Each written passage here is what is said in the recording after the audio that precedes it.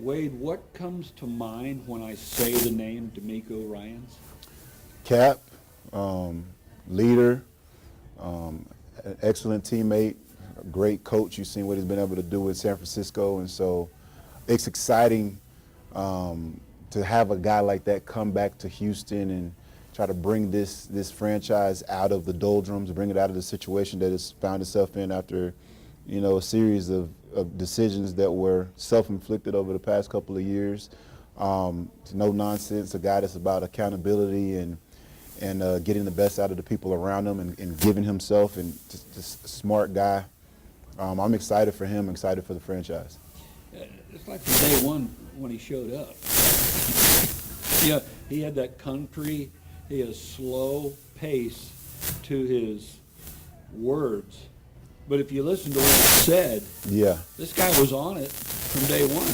Yeah, I wasn't here when he first got to Houston, but by the time I got here, it was probably his 4th or 5th year in the league, and you could tell from the jump that this was his team.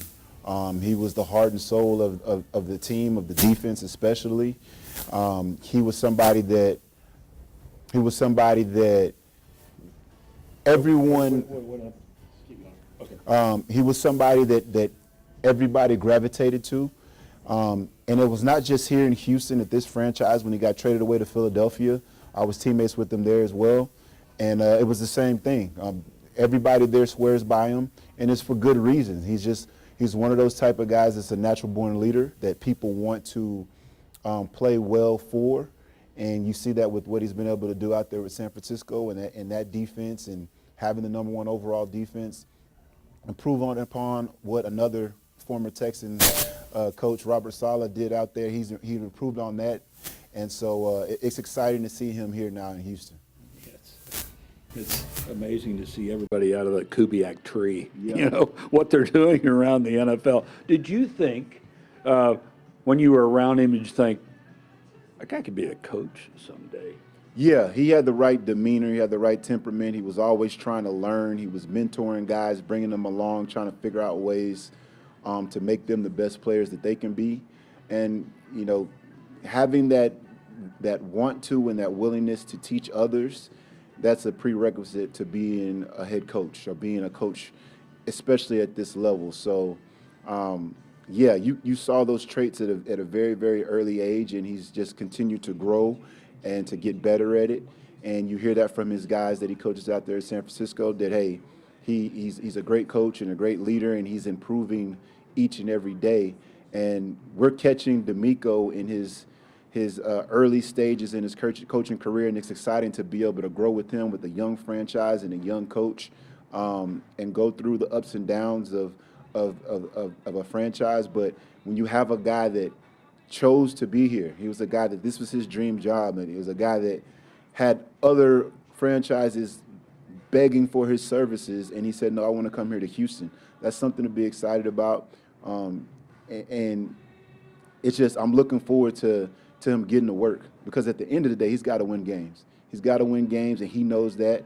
That's the type of mentality he has, and that's the type of mentality the guys around him, whether it's on his staff or the players in the locker room, are going to have. And it's going to be a great place to go into work every day. A lot of people are excited. You heard stories about a roar of excitement from the staff when he was announced.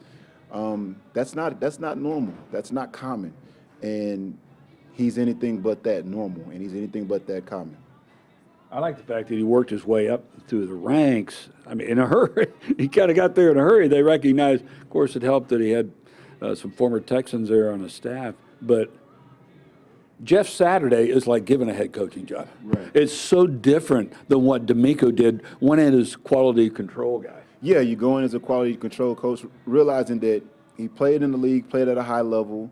He didn't have to choose this path, but he chose this path of being a coach. And he did it the right way. He's a quality control coach for a year, did such a good job at it that now he's the inside linebackers coach. Does such a good job at that. He moves up to be the defensive coordinator, and the last 2 years, his defense has been excellent. His players within his inside linebackers, when he was an inside linebacker coach, they were excellent.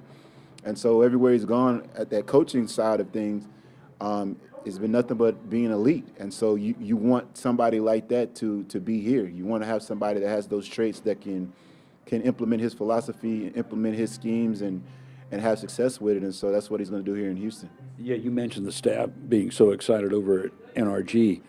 You've been on the radio the last couple of days. You know how excited the fan base is now. It's like night and day when you measure the attitude of Texans fans. No question about it.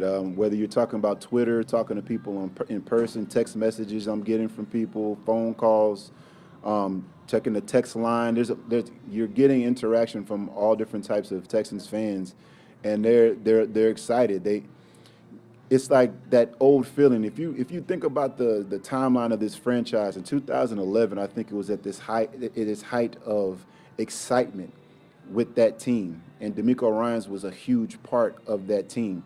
So it's harkening back to those days and saying, hey, we want to get back to those days, but then we also want to improve on that and to take that next step and compete for Super Bowls. And so that's the excitement you're seeing from fans that went through these last couple of years where it wasn't what they're used to. You don't go to NRG and it's not, a packed house and sold out and everybody's loud.